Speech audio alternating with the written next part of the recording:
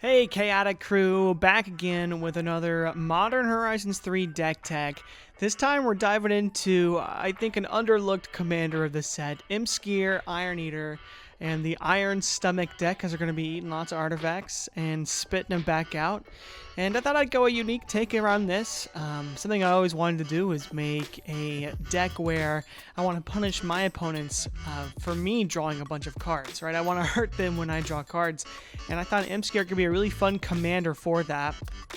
What he does is he's a 5/5 for 8 mana, but he has affinity for artifacts. So he costs 1 less to cast for each artifact I control. And he also, when he enters the battlefield, you draw X cards and lose X life, where X is half of the number of artifacts you control, rounded down. So if you have 2 artifacts in the field, when you cast Imskir and he enters the battlefield, you will draw 1 card and lose a life. If you have 3 artifacts, you'll draw 1 and lose 1 as well. And then when you get to 4, you'll start drawing 2 and losing 2. Then 6, you'll draw 3 and lose 3. And it goes on and on. And he also has a third ability, if that wasn't enough, to pay 3 in a red, sacrifice an artifact. It deals, Imskir deals damage equal to the sacrificed artifact's mana value to any target. So playing some big artifacts in here too, and you know, having a good time as we draw cards and burn our opponents out. So really, the main game plan of this deck, the hidden agenda, is to draw a lot of cards and to punish our opponents when we do so. So probably the best for that, Psychosis Crawler. Power and toughness equal to the number of cards in your hand, and whenever you draw a card, each opponent loses 1 life. So every time Imskir is entering, even though it's 2-3 cards on average, whenever he enters, you're dealing 2-3 damage to each opponent, which is really great. Giggsing Puppeteer only works when you draw your second card each turn. Each opponent loses 2 life and you gain 2 life. And then when it dies, it can help salvage something back out, which is really nice. Shieldred is expensive. There's a few expensive cards in here. I know the price down here, $3.55, is not ideal. That's pretty much brought up by 4 or 5 mainly expensive cards. If you don't have them, there's plenty of other options out there for sure. Really, Shieldred doesn't actually punish our opponents for us drawing cards. It punishes opponents for drawing cards. So it kind of works with the game plan, kind of doesn't. You don't really need Shieldred, but being able to gain that life when you draw the cards definitely offsets the life you lose off of Imskir's ability, which is very helpful.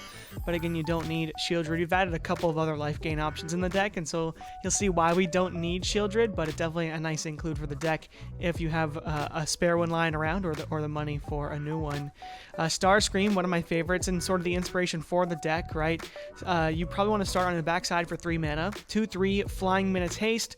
When it deals combat damage to a player, if there's no Monarch, that player becomes the Monarch. And then whenever you become the Monarch, convert Starscream. So the first turn you play Starscream, you're going to make someone else the Monarch. Then in the second turn, you're going to be able to get in with Flying Menace and Haste. And then, become the Monarch, transform Starscream into the front, a 2/3 flyer. Whenever you draw a card, if you're the Monarch, target opponent loses 2 life. Whenever one or more creatures deal combat damage to you, convert Starscream. So pretty much the whole point with Starscream is you want to deal the damage, become the Monarch, flip them over, and then when you draw in your end step, or whenever you draw if you're still the Monarch, you will make an opponent lose 2 life. And then what's great is that if someone deals damage to you, then you just flip back to the other side, the more evasive side, to make it easier to get through. And then Starving Revenant from Lost Caverns of Ixalan, pretty good as well. Kind of a mini Shieldred, except is actually punishing our opponents like we want. When it enters the battlefield, Surveil 2, then for each card I put in the top of my library, you draw a card and you lose 3 life. So you can draw at most 2 cards and lose 6 life, or you could draw 0 and just put them both in the graveyard. When you draw a card, if there are 8 or more permanents in your graveyard, target opponent loses 1 life and you gain 1 life. So definitely really good late game here, right? You want to start getting that, and this is an artifact deck, right? So there's going to be a lot of discarding artifacts, drawing cards. So this will be online pretty early on in the deck, I would think. And it kind of fuels itself too if you get it early by being able to Surveil 2. And get that in there and start getting the draw engine going. But we're really just going to go more into the rest of this deck. We want to start drawing cards. We want the affinity aspect for our commander so it can cost cheaper. Here's some other cards with, caring about having lots of artifacts in the battlefield. We have cranial plating, cranial ram to, if we just need a little extra damage to get through, we can get these both onto a creature that's evasive, and swing face. That's always nice. Ethereum Terramender, just a fun card. I just wanted to throw him in. Definitely a very budget option, but he's a cute little guy. I like him, so I'm gonna put him in my deck for sure. Frogbeard Enforcer and Sojourner's Companion have affinity, so you can cast them potentially for free and help lower Imskir's cost as well. Earlier on, Spellbook, we have a few cards like this in the deck. It's going to give us no max hand size. We're drawing a lot of cards, and we want to keep those cards in hand most of the time. So we just included Spellbook. It's a 0-drop, helps with the affinity for our commander and some of these other cards, and is definitely helpful there. And then we have a lot of cards that draw us. The One Ring being very prominent there, but again, this is one of the expensive ones. If you don't have it, there's other options out there. Big Score is really good, same as Unexpected Windfall. Demand Answers and Deadly Disputer and Seize the Spoils, all sort of small amounts of card draw. Same with Refurbished Familiar, you're not getting a ton off of it. Brass's Tunnel Grinders, like a wheel. Canoptic Spider draws based off of when artifacts enter. Combustible Gearhole can either mill you 3, which it could be good to turn on, Starving Revenant or some of our other engines we have going in the deck, or draw you 3 cards, which is nice. Coveted Jewel, draw you 3 cards. Deretti is a great filtering, rummaging card. Monumental Corruption, super good too. Target player draws X and loses X, where X is the number of artifacts we control. So if we control a lot, we can just use this to end the game on an opponent, right, if they have a low amount of life. But that is a dual-edged sword, though, so we could be drawing a lot, we could be not. But especially if we have one of these cards that helps us gain life when we draw cards, it's not the end of the world there. We also have a couple ways to blink our commander. These are also very expensive. There are some other fun blink shenanigans. I think Mirror March is a really good one in red, and a couple other cards that could help you blink your commander, get multiple of those abilities in the stack. But these are both artifacts that do clone, so very good there. And since our commander's trigger is an enter the battlefield, perfect. And then we have a few cards that incrementally gain us life, right? Oni-Colt Anvil helps us get more artifacts for the affinity and can start dealing damage as well and gaining life. Venture's Journal gives us no max hand size in the beginning of our upkeep. We gain 1 life for each card in our hand, so that'll definitely start to add up. And then Whip of Erebos is really good, gives all our creatures lifelink, and they can help bring stuff back from the graveyard when we need to hit people hard.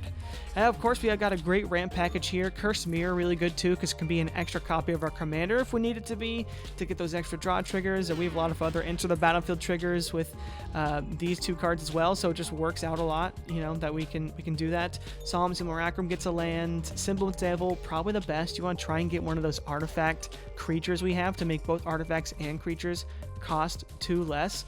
That's definitely a pretty great grab there, and fairly cheap card. And then we have a bunch of removal, right? We have Spine of Ishsaw as the artifact option, Meteor Golem doing the same thing. Noxious Gearhulk, another great enter the battlefield, and Chaos Defiler can help get rid of those pesky enchantments, but is a little bit luck based. So that there's that. And then we have a good salvaging package, right? Getting some of those artifacts out of the graveyard that we really like. Audacious Reshapers actually sort of sacrifices an artifact that we have in the field and puts one on from our library, right? So that could be helpful. And same with Reckless Handling. It's like a gamble, but for an artifact, which is really nice there too.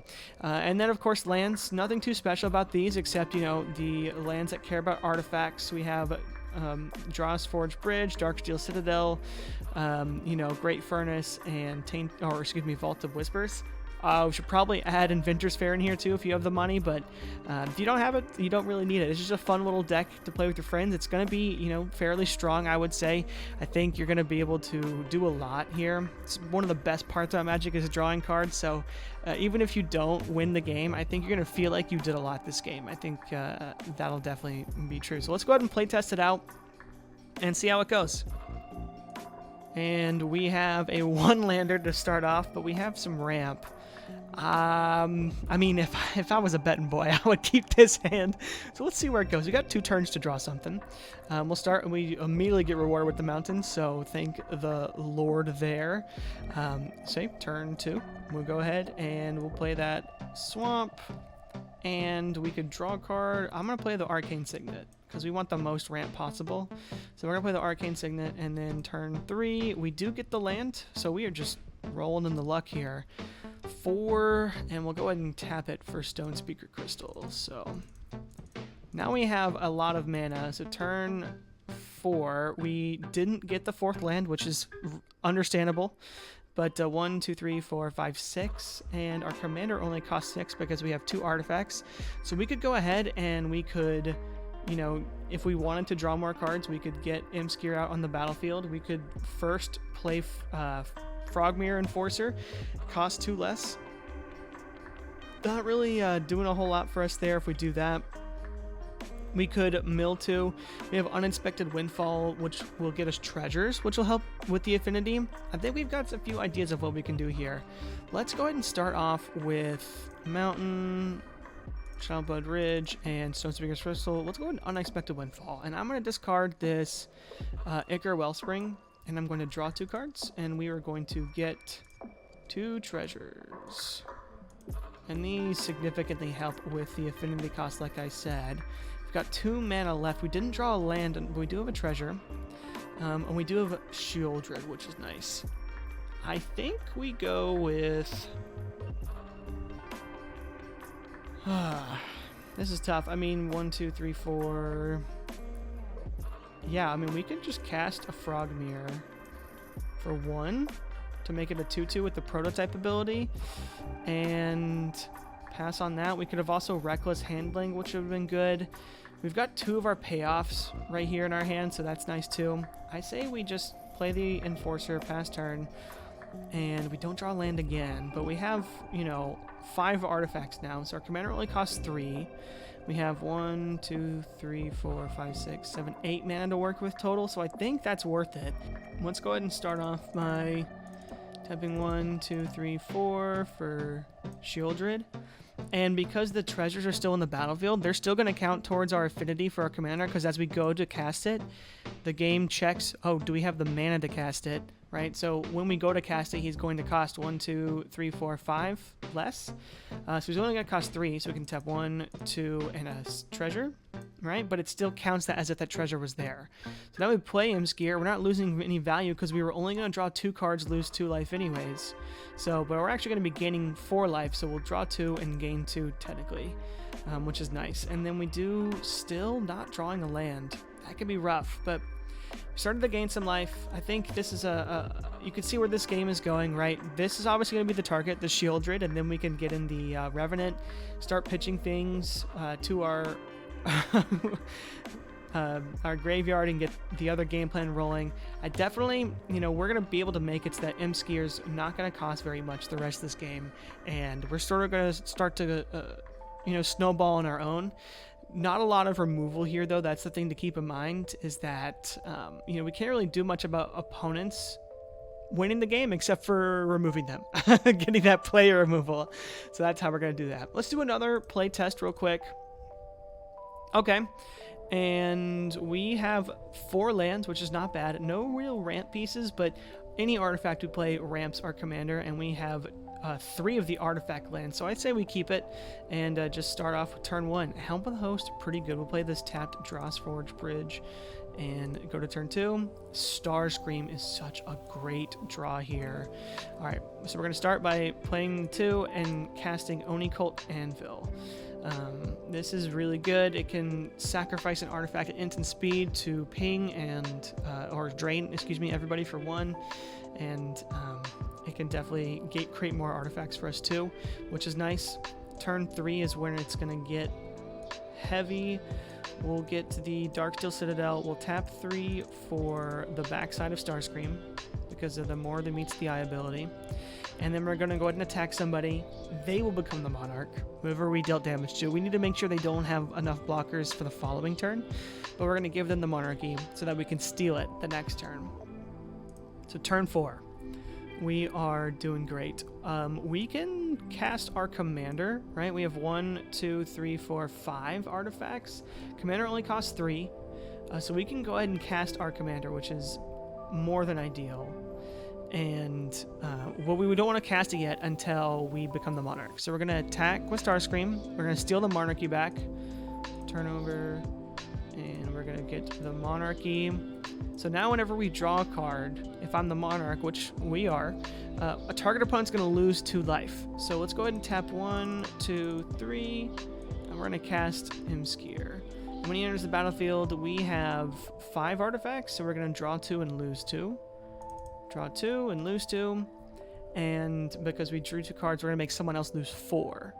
So that's really exciting there. And then we have Helm of the Host for next turn to start doing some shenanigans. And if we're going to keep turning through our deck, we're going to get Starving Revenant kicked up. This is a really good spot to be in. Obviously, this is still kind of early in the game. We probably are a very big target in whatever pod we're in right now. We're the Monarch. Yeah, so at the end of the turn, forgot, we draw and we do have to discard because we have enough cards in hand. I think we get rid of Deadly Dispute. We don't need to draw too many more cards right now because we already have a lot of ways to do that. We can keep going. One of these 2 might be removed. It's very possible. We've got a good blocker to keep the monarchy. Let's just play it out as if nothing happened. No one had enough board presence to do anything. We're in Magical Christmas Land. The best case scenario. We play a 5th land, turn 5, and we only do have 5 mana, so not a ton we can do. We could play the Helm of the Host. I'm partial to playing this Starving Revenant if the Exotic Orchard can tap for a black. That's probably the best way to go about it. Yeah, we could play the Cranial Ram. We could sack it. I don't know. That's tough. I say if we had the black, we would surveil 2. Okay, that's pretty good. We would draw both of these off that and would lose 6 life, but then we would play a Soul Ring, which would be helpful, and draw a card for being the Monarch, yada yada. Okay, we're not in a terrible position here. Obviously could have been better, but right now, especially with this wheel, we can really get this game plan going with the Starving Revenant and the Starscream. That's going to do so much for us right there if they survive, right? Obviously, there could be a board wipe or whatever. Don't want to just think that nothing's going to happen, but definitely a really interesting way to go about this. And, even if we do lose our creatures, our commander is only going to cost, 1, 2, 3, 4, 5 less to cast, so only going to cost 5 mana to recast him, which is pretty huge. Now, the biggest weakness of this deck is these mass artifact removal cards, farewell, exiling all artifacts. That can really hurt us, especially when we keep hands like these. So if you're in a play group with heavy farewell usage, just make sure to keep that in mind before you bring this to the table, right? But definitely a fun deck. You're drawing cards, you're doing much. Even when you're not doing a lot, it feels like you are because you're drawing so much. But yeah, I hope you enjoyed the deck tech. I've already got most of the cards for this already, so I've been building it in paper. Imskir's going in a few of my other decks, right? The Transformers deck that I showed off earlier would be really great there.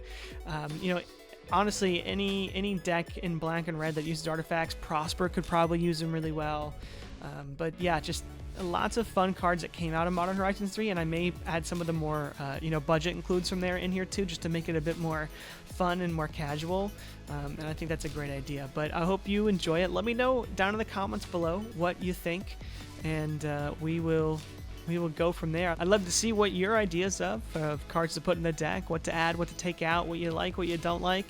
And if you, enjoy the video, like and subscribe. Well, I hope you all have a great, week, a great time, and I'll see you next time. Bye.